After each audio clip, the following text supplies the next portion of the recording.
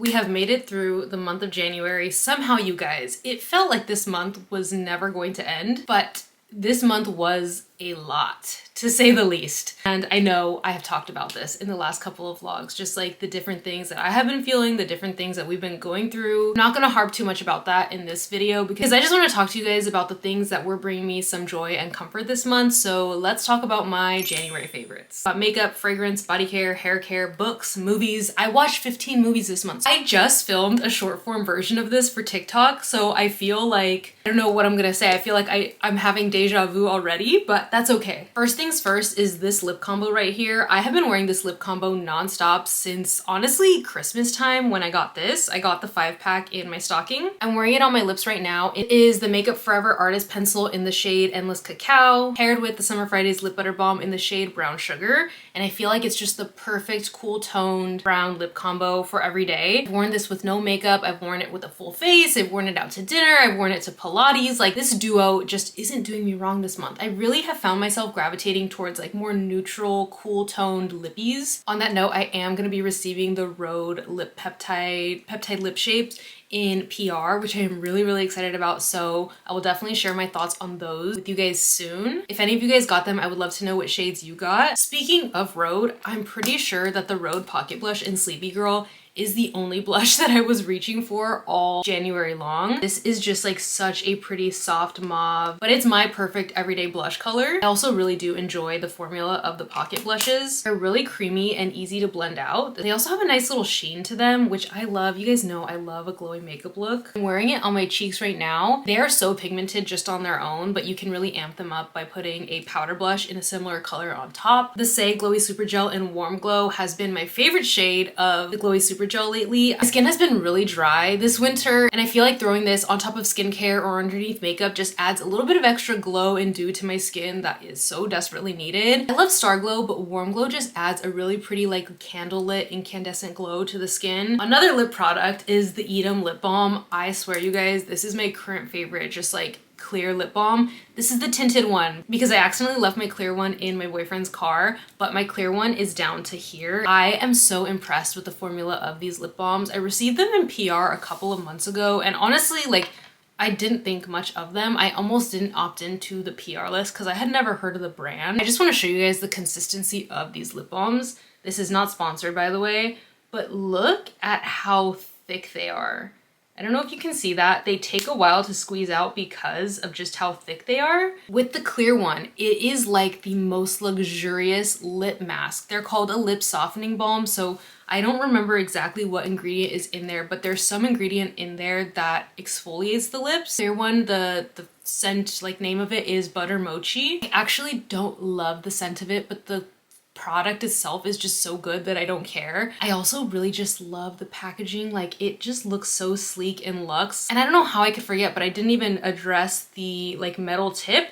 It feels really cooling on the lips. I wish I had a product like this, or like a product that came in packaging like this for under my eyes, because it just feels so nice when applying. I went to go rebuy one to have a backup, but they were sold out on Sephora's website when I checked. So I don't know if they're still sold out. I'll check and I'll like say whether or not they're sold out right now, but they're really good. And I'm curious to try out more products from the brand. For some reason this month, out of all of the fragrances that I have, like the warm and cozy fragrances, more stereotypically winter scents that I have been really reaching for fresh and clean scents only. And I have just been reaching for this combo each and every day. This is the classic Glossier U and then the Glossier U Rev. Both of these are just really fresh, clean skin scents. I feel like everyone knows what Glossier U smells like, and then this is just like a slightly fruity version of it. This one is very shampoo-y to me, and these together just make me feel like it's my skin but better, fresh, clean, cozy. And that's really just what I've been needing this month. Speaking of cozy, I've also really been loving this body butter from Sol de Janeiro. Full disclosure, they did send this to me, but look, I am almost done with it. I'm actually surprised right now when I picked it up and felt how empty it was. This is the epitome of fresh and cozy. It has notes of orchid, sugared violet, sheer sandalwood, a very warm, cozy gourmand. I feel like, I forget which perfume TikToker uses this description, but it's like a soft girl gourmand. It's really nice, and the thing that I really love about it, aside from the actual scent, is how thick the body butter is. It literally feels like buttercream. Look at that. She's thick. It's literally like whipped butter. And it just melts into the skin so wonderfully. I'll show you just like on the back of my hand. I just did this demo for TikTok, and so this hand is gonna be extra moisturized. I should put it on the other hand because my hands are pretty dry. But it makes my skin feel so hydrated and moisturized, and the smell lingers. And so this is just the perfect base with like a hint of gourmand to lay down before going on top with these fresher scents. Another lotiony product is the Kiehl's hand cream. This is their ultimate strength hand salve. I've been using this like on and off since high school. My hands are doing quite well right now, but a couple of weeks ago they were dry, cracked. I still have a little cut right here on this knuckle. The air has been really dry. It's been really windy the last couple of weeks, and sometimes I don't remember or I get lazy to throw gloves on when I wash dishes, and I feel like I'm washing dishes 24/7. And so this works wonders on just like healing the skin. It's described as all-day care for severely dry, active hands, and you guys, this really packs a punch. It has a really nice, thick, rich formula, and it has a little bit of a medicinal scent to it. I think that comes from the eucalyptus. Honestly, that scent makes it feel like it's working to me. So I put this on my hands before bed, and I wake up and there's honestly such a difference. The sun is playing hide and seek, so the lighting is a little bit dark right now, so sorry about that, but I'm gonna continue. The Makeup by Mario F4 brush absolutely elevated my complexion game. I originally got this because I wanted to use it for blush, and I did for the first couple of times that I used it. I washed the brush and I was like, you know what, this is a complexion brush. Why don't I try it for foundation and skin tint? The first time I tried it with foundation, I was like, oh my gosh, this is a foundation brush. I am using this strictly for foundation. I do use the smaller side for blush, but the next time I wash it, I might start using it for blending out after I blend out my concealer or blending out contour. But this literally makes my foundation look airbrushed. It is so light and fluffy. I got this during the Sephora sale. I always recommend buying brushes and tools during the Sephora sale or any sort of sale just to kind of get a discount. Honestly, I recommend buying anything when it's on sale, but especially brushes and tools because they tend to be on the pricier side. I just feel like it gives me the most consistent, beautiful finish out of any foundation brush I've ever tried. So this is a new staple in my routine. Speaking of complexion, I'm gonna give an honorable mention to the CL Skin Tint. I'm saying honorable mention because I only tried this for the first time last Saturday. So I've only been using it for a week, but I have worn it every single day since, and I am enamored with it. I'm wearing it right now, and I feel like when I look at myself in the mirror, it looks like I'm wearing a like light to medium coverage foundation, but it feels like I'm not wearing anything on my skin, which is exactly what I want in a complexion product. This has been my absolute favorite hair care duo this month. This is the Kerastase Length Strengthening Shampoo, and I find that this just makes my hair feel so nice and clean. It does smell really nice. All of their products do, but this is probably my favorite scent. But out of all the Kerastase shampoos that I've tried, and I have tried quite a few, I feel like this makes my hair feel the cleanest. I don't know if I can speak to the length strengthening quality of it quite yet, but it's a really good shampoo and I have been using it all month long. I feel like a little bit goes a long way, which is really appreciated with a more expensive product like this. And then I've been following up that shampoo with this Davines Oil Hair Butter. This is a really thick, rich hair mask. I believe the instructions actually say that if you have fine hair to use this before shampooing, just because it is such a rich product. My hair is more on the medium side, not quite thick, but medium. So I use this as a hair mask and it makes my hair feel so silky smooth. I feel like it's the best prep before blowing out my hair on the days that I do want my hair to be straight. And the oil products smell really good. They have like, what is it? The Ruku oil, I don't know what it is, but the entire oil line smells so good. Another favorite for me this month was the color navy. I have here 4 different tops in the color navy, a short sleeve, a fitted long sleeve, an oversized long sleeve, and then this Aritzia fleece, which you guys are probably sick of seeing. So I have been loving the color navy in general, especially when it comes to tops, but I have really been loving this fleece from Aritzia. I feel like I have worn this every single day since I got it at the beginning of the month. I got it during Aritzia's winter sale. I want to say the first week of January, and I have been wearing it nonstop. It is, oh, you know what? I think I even got it before then. I think that I was wearing this on New Year's Eve. If I have a picture, I'll put it here. But I have been wearing this nonstop, like I said. I feel like I'm washing it every single week because I am just always in it. It washes really well. This is not my first fleece from Aritzia. I have several, but this is my favorite. It's full length, and honestly it's a little bit long, which I like because it covers my behind when I'm wearing leggings and like going to and from Pilates. It's a quarter zip, so it doesn't zip all the way, but it zips pretty low down. But it's just so comfy, you guys. I wish I had every single color because it is my absolute favorite jacket. Another clothing favorite is this sweater that I'm wearing right now. This is from Reformation, and I actually got this as a Christmas gift. I am just so in love with the silhouette. It is a full turtleneck, but I like tucking it under. This is what it looks like all the way up, and I feel like I just look a little bit goofy and a little bit too stiff with it all the way up, so I like folding it down like this. It's so cozy and soft. It's cashmere. I'm just so in love with this like mushroomy brown color, and I feel like it just looks really chic and put together, but it has the ease of feeling like you just threw on a crew neck sweatshirt. I've worn it several times already in the vlogs here on YouTube. I've worn it to like 2 or 3 outings this month, and I'm pretty sure I'm gonna wear it to another outing tomorrow. I do have a food favorite. And then a little bit of a random favorite, you guys, are these candies from Sprouts. These remind me of Rambo's, if you've ever had those. They're a Swedish candy. I've had Rambo's one time from this candy store in San Francisco. I love them. And then I tried Rambo's from Soccer Bit in LA, and I didn't really like them that much. They weren't like cherry sour enough for me. And so when I saw these at Sprouts, my boyfriend and I just grabbed like 2 of them the first time we tried them because I was hesitant. I was like, I'm either gonna love them or I'm gonna be like really disappointed with them. Yeah, I love them. They have such a good cherry flavor, so if you love cherry candy, you would love these. Now let's do a movie roundup. I'm gonna tell you guys every single movie I watched this month. I need to pull up my letterbox so that way I can be reminded because I watched 15 movies. I set a goal of trying to watch, well, first I had set the intention of watching 30 movies during 2025. And then after the first week of January, I was like, oh, I need to increase that to like 100.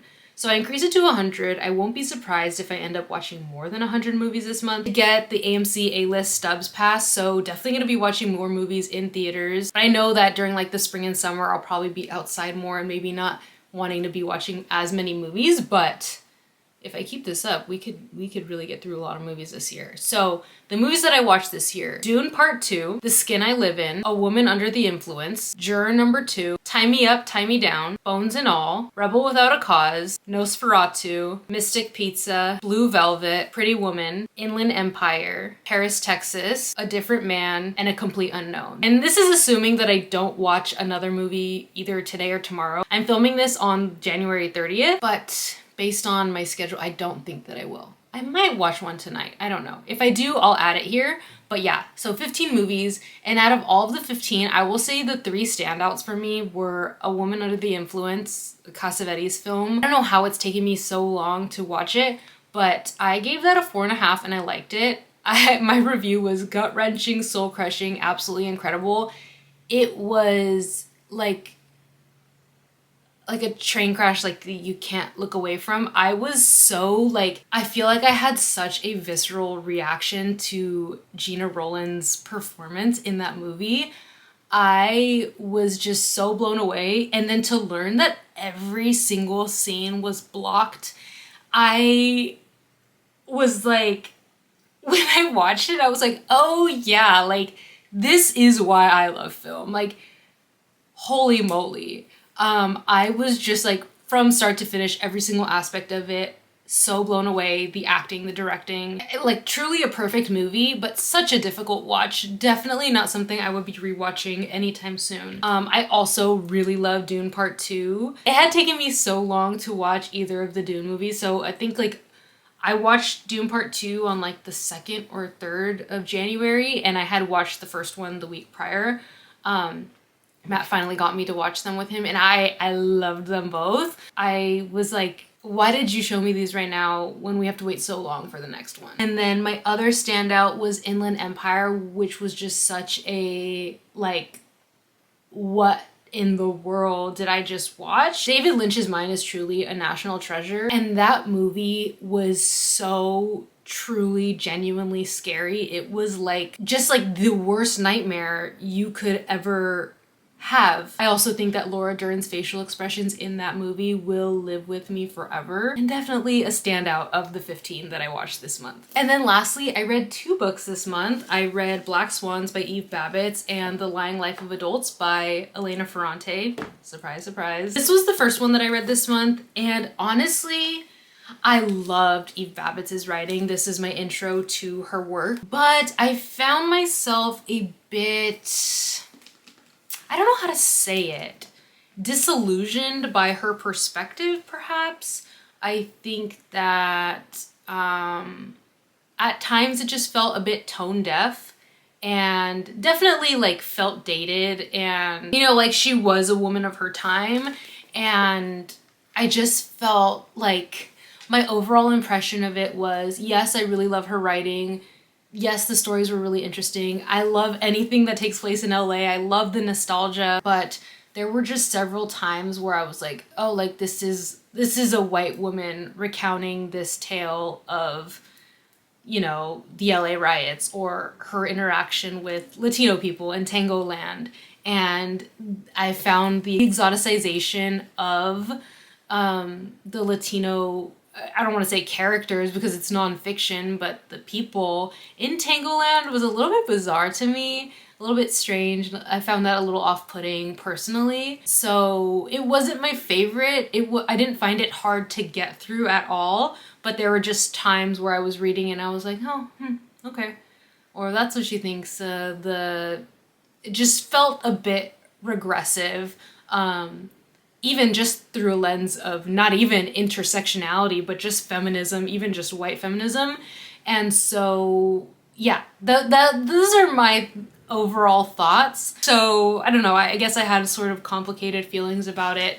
As for The Lying Life of Adults, I love this. If you know me, you know that I love Elena Ferrante. I think she is probably my favorite author at the moment, and this book definitely didn't disappoint. I live for the melodrama of Elena Ferrante's world, and I love a coming-of-age story. I found it really intriguing. I love the family drama aspect of it, and I finished this, I want to say, in 3 sittings. One was at a loud coffee shop, one was like on a day in between tasks that I had to do, and then one day I stayed up like 2 hours past when I wanted to go to bed to finish it because I was like, I need to know what's gonna happen. I found the way that it wrapped up to be incredibly like realistic. Life just kind of goes on and you have these experiences and you learn from them. Giovanna was very frustrating at times, but also it's like it's this young girl trying to understand the world around her and understand her parents and her friends and also herself. And I'm really excited to watch the series. I didn't know there was a series until after finishing it,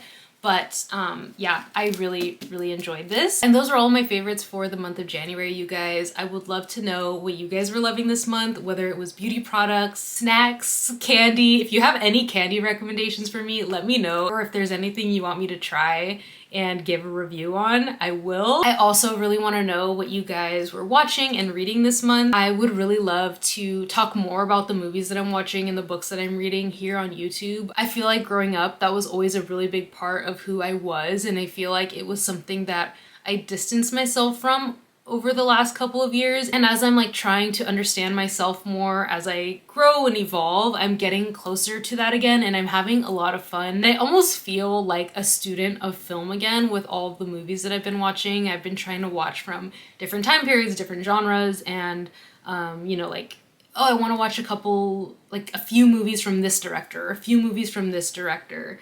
Right now I'm trying to catch up on all of the Oscar nominations, so we'll definitely continue to do that, especially now that I have the AMC A-list. But yeah, you guys, I also will leave some resources that may be helpful to you and your families in the description. Like I said, this has been a difficult month, and it feels like it may continue to be another difficult month next month.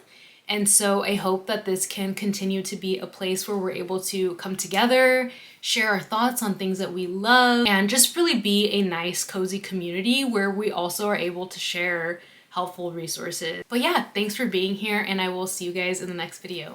Bye!